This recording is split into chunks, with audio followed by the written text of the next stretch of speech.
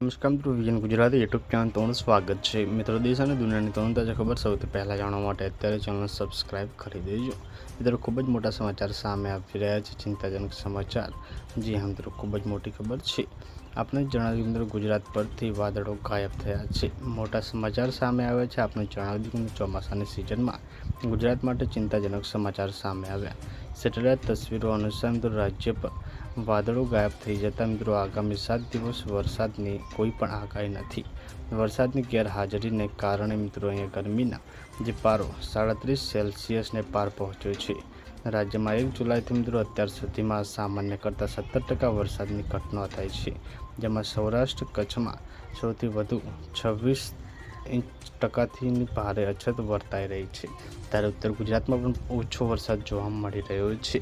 તો મિત્રો, પલ પલની આપણે મળતી રહેશે, મળીને માહિતીના વિડીયોમાં। ધન્યવાદ।